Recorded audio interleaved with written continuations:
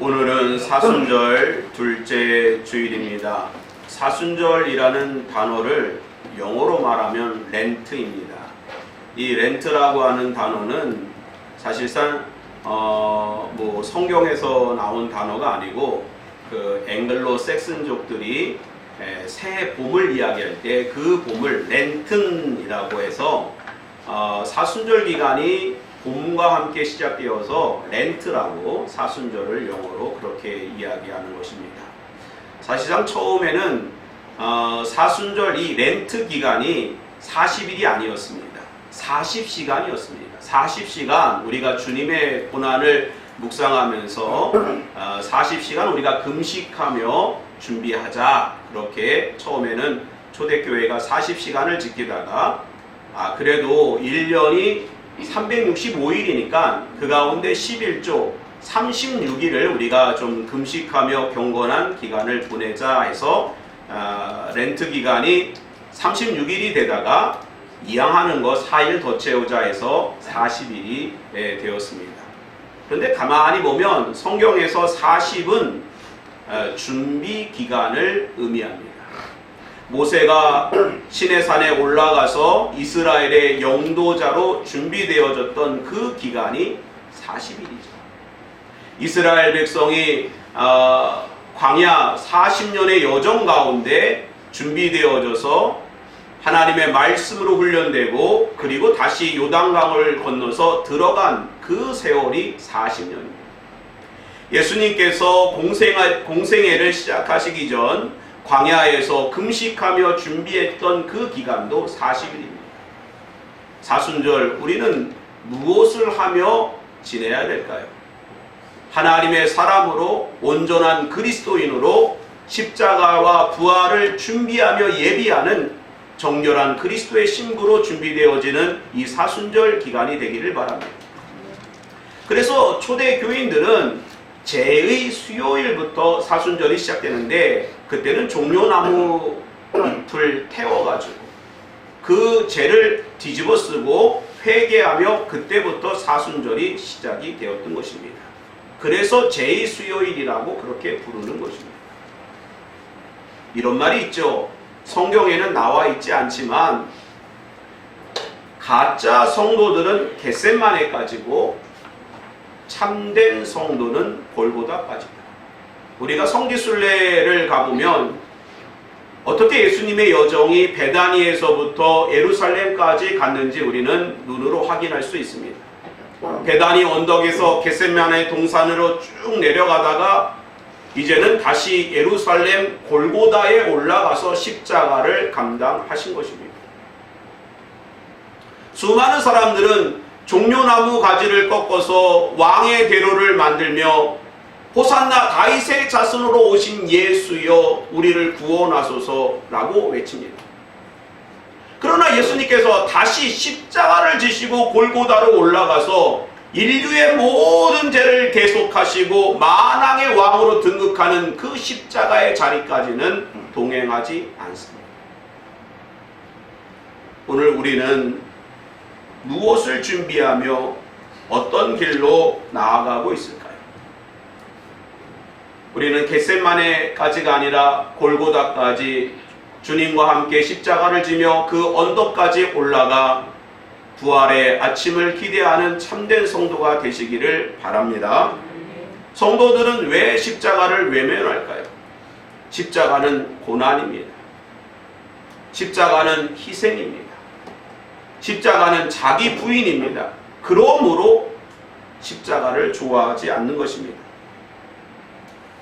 우리는 철저히 주님의 십자가를 바라보며 그 앞에서 자기를 부인하며 다시 우리를 살리시는 예수 그리스도를 바라보며 준비하는 사순절 기간이 되어야 할 줄 믿습니다.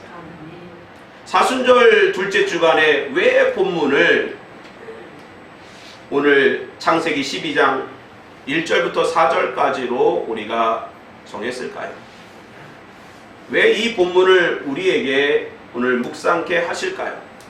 사실 신앙의 여정, 우리의 신앙을 점검한다는 것은 다른 말이 아니라 우리들의 믿음을 점검하는 것입니다. 우리들의 믿음이 하나님 앞에 제대로 서 있는가? 하나님께서 받으실 만한 그러한 믿음의 사람인가? 참된 믿음의 그리스도인인가? 우리 자신을 점검하는 것입니다. 오늘 본문에서 우리는 믿음의 거목이요, 믿음의 거장이요, 어떻게 우리가 하나님 앞에 믿음을 가져야 되는지를 보여준 인물이 있습니다. 바로 아브라함입니다. 12장 1절 말씀 우리 같이 한번 읽어보겠습니다. 시작. 여호와께서 아브라함에게 이르시되 너는 너의 고향과 친척과 아버지의 집을 떠나 내가 네게 보여줄 땅으로 가라. 아브라함의 믿음의 스토리는 바로 여기서 시작이 됩니다. 뭐라고 되어 있어요? 아브라함에게 이르시되, 하나님께서 아브라함에게 이르시되 너는 너의 고향과 친척과 아버지의 집을 떠나라는 것입니다. 내가 네게 보여줄 땅으로 가라. 그 땅은 아브라함이 가본 곳이 아닙니다. 공부한 곳이 아니에요. 전혀 알지 못하는 땅으로 하나님께서 나아가라는 것입니다. 아브라함의 여정을 보면 아브라함은 갈대아 우르라고 하는 메소포타미아의 아주 중요한 도시 가운데서 삶의 터전을 이루고 살았습니다. 그가 북쪽으로 이동을 합니다. 하란으로 이동했다가 하란에서 다시 가나안 땅으로 들어가는데, 하란에서 가나안 땅으로 출발할 때가 75세였습니다. 대부분의 학자들은 아브라함이 하란에서 한 6년 동안 머물렀다는 거예요. 그러면 갈대아 우르에서 출발할 때는 대략 70세인 것입니다. 뭐 정확히는 69세라고 볼 수 있죠.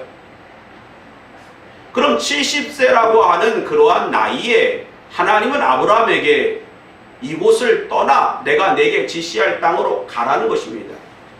우리가 이게 쉽습니까? 그 당시에 70세나 오늘날의 70세나 그렇게 큰 차이가 없는 것입니다. 갑자기 하나님께서 70세의 우리에게, 그 정도 수준에 있는 우리에게 너가 살고 있는 삶의 터전을 뒤로하고 아프리카 저 한 번도 가보지 못한 그러한 곳으로 가라라고 했을 때 여러분이 쉽게 짐을 싸가지고 갈 수 있느냐라는 것입니다. 아브라함은 갈대아 우르에서 이미 조상 대대로 삶의 터전을 잡았을 것입니다. 결혼도 했을 것입니다. 이미 모든 삶의 터전을 잡았는데 하나님은 전혀 알지 못하는 그곳으로 나아가라는 것입니다. 이것이 바로 아브라함의 믿음의 스토리의 시작인 것입니다. 히브리서 기자는 11장 8절에서 아브라함에 대해서 이렇게 이야기합니다. 믿음으로 아브라함은 부르심을 받았을 때 순종하여 장래의 유업으로 받은 땅에 나아갈새 갈 바를 알지 못하고 나아가요. 믿음이라고 하는 것은 바로 이런 것입니다. 내가 합리적으로 판단하고 모든 것을 이해하고 내가 그 마음에 결단하고 가는 것이 아니라 갈 바를 알지 못하지만 우리가 믿음으로 바라보고 하나님의 실상으로 우리는 나타나는 그 모습을 붙잡고 나아가는 그 순종의 자세가 믿음의 자세인 줄 믿으시기 바랍니다. 이런 믿음이 오늘 우리에게 있느냐라는 것입니다. 자, 우리 눈앞에 이 사순절 무엇이 보입니까? 십자가가 보입니다. 십자가 너머에 있는 사건에 대해서 우리는 아무도 경험하지 못했습니다. 단지 우리는 십자가 앞에 있는 것입니다. 이 세상에 있는 모든 사람들은 십자가를 바라보며 그 너머에 있는 일들에 대해서 관심이 없어요. 야, 십자가 너머에 무엇이 있을까? 죽음 너머에 어떠한 일이 있을까? 관심이 없습니다. 확신이 없습니다. 그러므로 많은 사람들은 십자가를 외면합니다. 하나님께 나아오지 않습니다. 믿음을 갖지 않습니다. 믿음으로 바라보지 않습니다. 그러나 이 사순절 기간 하나님은 우리들에게 십자가 앞으로 나아갈 뿐만 아니라 십자가 너머에 있는 부활의 아침과 영생, 하나님의 나라를 믿음으로 바라보라고 오늘 우리에게 말씀하고 계신 것입니다. 할렐루야. 믿음의 눈을 여시기 바랍니다. 그러면 아브라함이 어떻게 이렇게 갈 바를 알지 못하는 채 나아갔으며 순종했으며 하나님의 인도하신 가운데 있었을까? 어떻게 그의 믿음이 이런 믿음을 소유할 수 있었을까? 먼저 2절 말씀 같이 한번 읽어보겠습니다. 시작. 내가 너로 큰 민족을 이루고 내게 복을 주어 내 이름을 창대하게 하리니 너는 복이 될지라. 할렐루야. 내가 너로 큰 민족을 이루고 내게 복을 주어 내 이름을 창대하게 하리라. 누가요? 누가 그렇게 하신다는 거예요? 하나님께서 하신다. 오늘 아브라함의 믿음의 여정을 보면 그가 어떻게 이렇게 갈 바를 알지 못하는 곳으로 나아갈 수 있었을까? 그가 전혀 경험해 보지도 않고 그가 또 공부하지도 않고 또 그가 파악하지도 않았던 이해할 수 없는 그러한 땅으로 자신이 사랑하는 가족을 이끌고 어떻게 나아갈 수 있을까? 어떻게 결단할 수 있었을까? 그것에 대해서 우리는 한 가지 질문을 하게 되는 것입니다. 그러나 본문을 우리가 묵상하고 또 읽을 때에 어떤 말씀이 우리 가운데 떠오르게 되느냐? 내가 너로 큰 민족을 이루고, 바로 하나님께서 아브라함에게 말씀하시고 인도하시고 보여주시고 나아가게 하신다는 거예요. 아브라함의 결단보다 더 중요한 것은 아브라함을 향한 하나님의 확신인 것입니다. 할렐루야. 여러분, 우리가 믿음이라고 하는 것은 내 믿음이 이런 믿음이구나, 내가 이렇게 하나님을 믿는구나, 이것이 중요한 것이 아니라 우리를 향하신 하나님의 확신이 더 중요한 거예요. 하나님이 나를 이렇게 사랑하시는구나, 나를 이렇게 부르셨구나, 나에 대한 이러한 계획이 있으셨구나, 나를 통해서 영광을 받으시려고 나를 부르셔서 예수 믿게 하셨구나. 이런 하나님에 대한 확신을 깨닫는 순간 우리는 흔들리지 않게 되는 것입니다. 이것이 믿음입니다. 아브라함은 바로 이런 믿음을 본 거예요.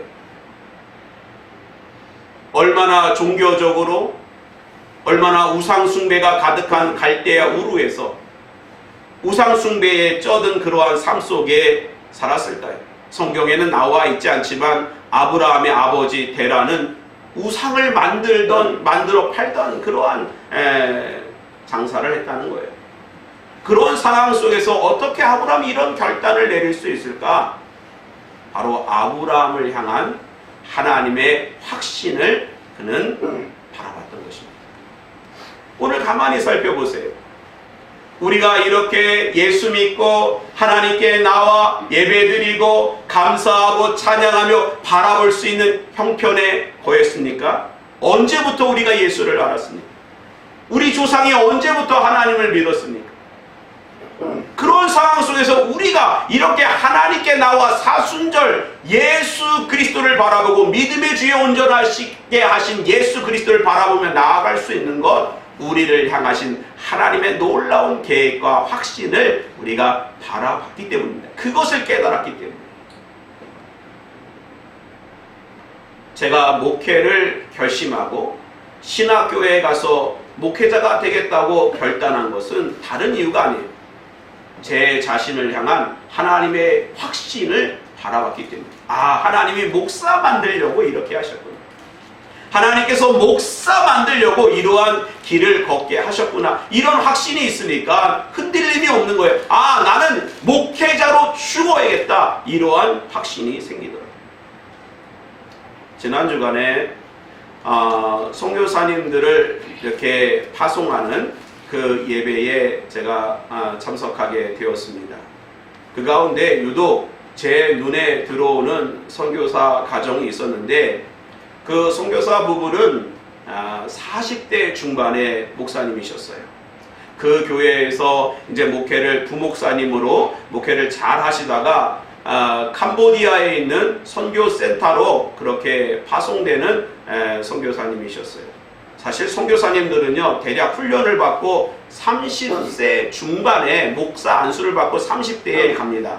그 정도 30대에 가야 영어도 잘 하게 되고요. 캄보디아로 가면 어떤 언어를 해야 돼요? 또 캄보디아 언어를 배워서 그곳에 있는 사람들을 잘 양육하고 선교하고 또 센터를 세워나가고 그런 일들을 하는데, 이 목사님이 40대 중반이에요. 늦은 나이입니다.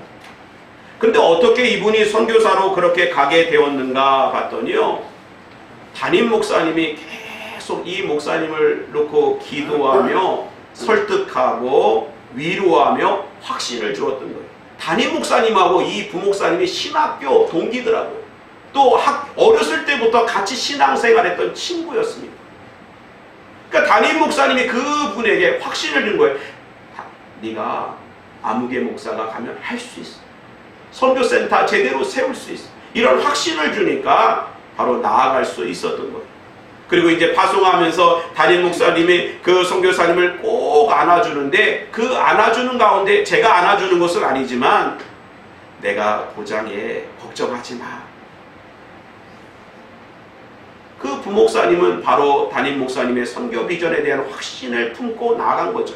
더 나아가서는 하나님께서 그를 통하여 큰 역사를 이루신다고 하는 확신을 가졌기에 40대 거의 50대를 바라보는 그 연령의 캄보디아로 나아갈 수가 있었던 것입니다. 사랑하는 성도 여러분, 사순절 기간 우리는 무엇을 점검해야 될까요?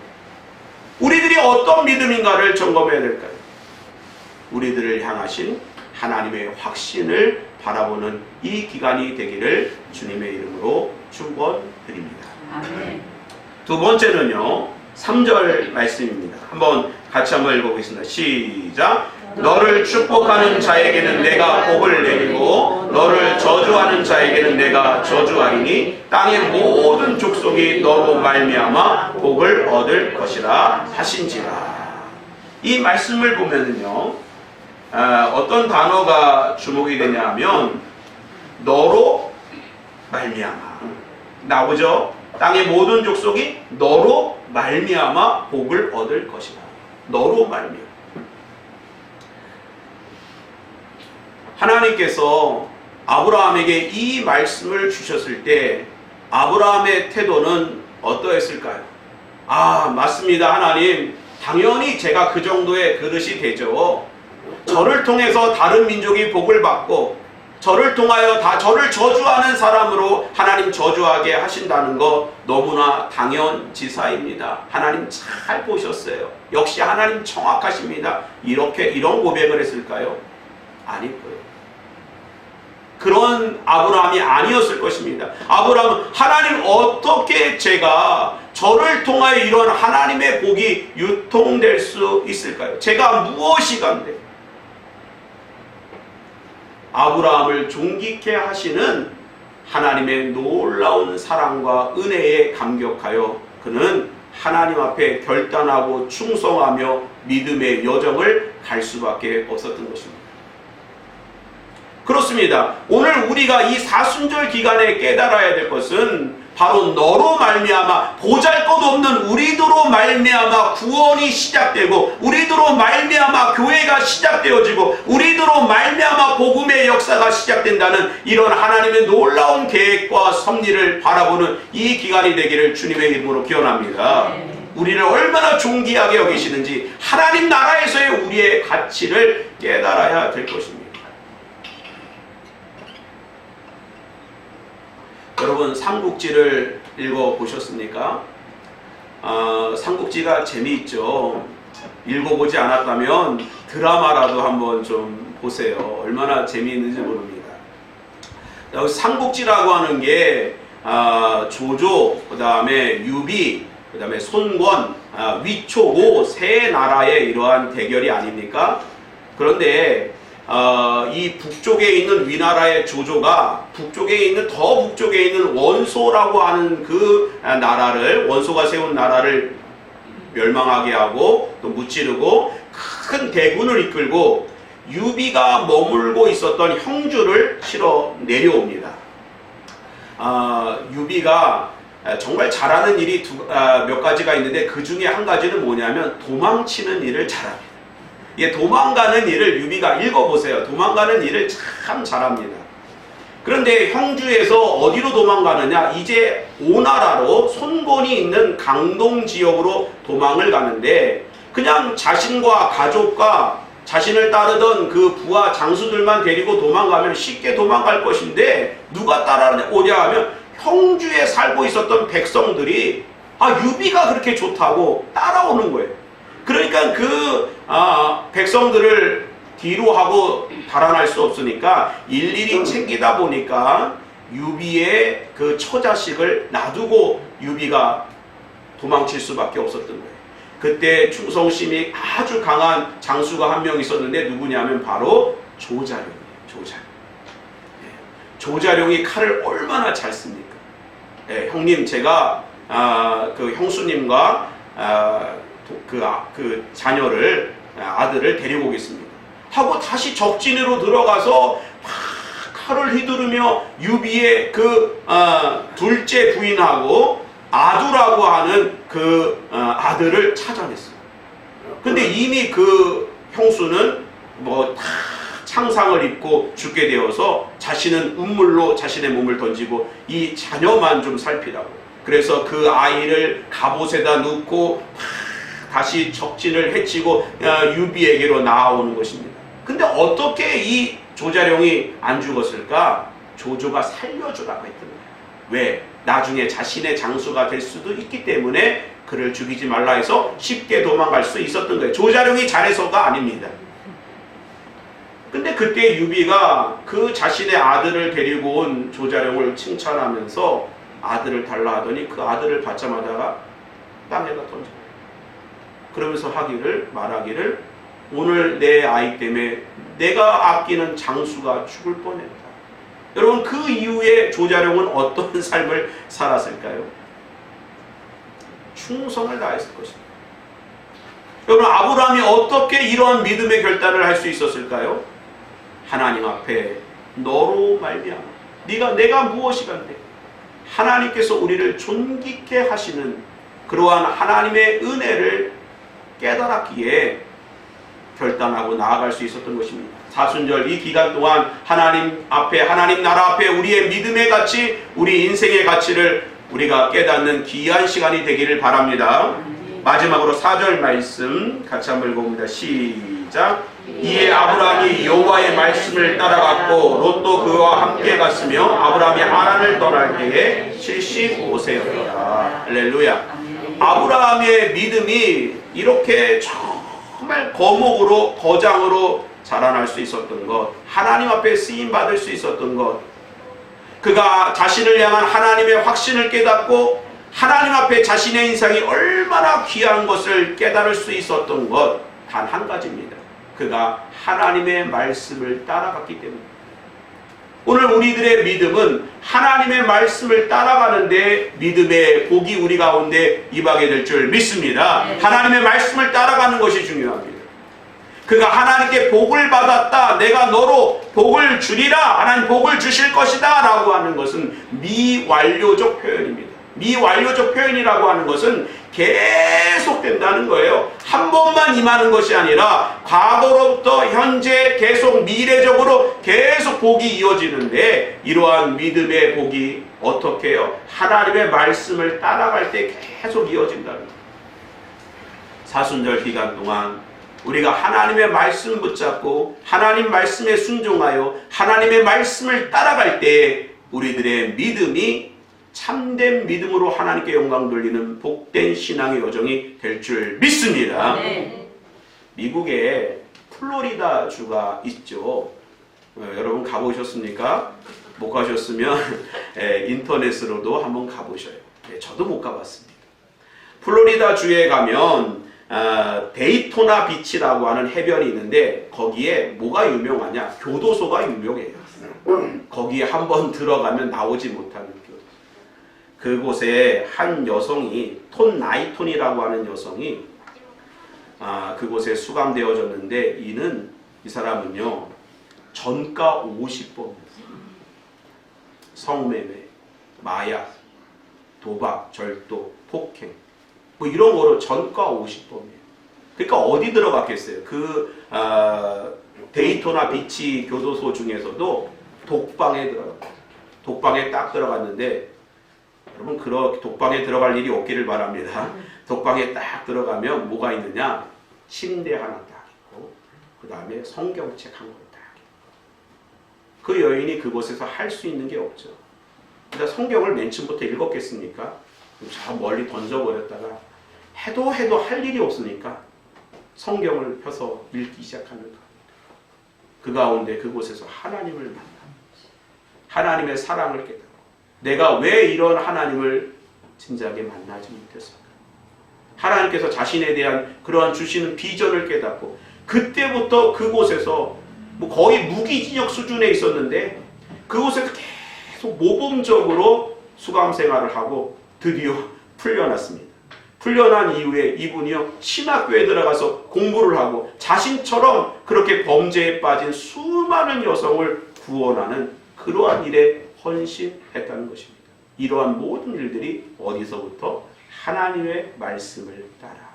하나님의 말씀을 따라. 오늘 사순절 기간, 이 40일 기간, 우리는 우리의 믿음을 점검하는 기간이 되어야 할 것입니다. 이 기간 동안 아브라함처럼 우리를 향하신 하나님의 확신을 다시 한번 확인하며 하나님의 말씀 앞에 우리의 가치를 깨닫고 하나님의 말씀을 따라 믿음의 거목으로 거듭나는 복된 사순절 기간이 되기를 주님의 이름으로 축원드립니다. 기도하겠습니다.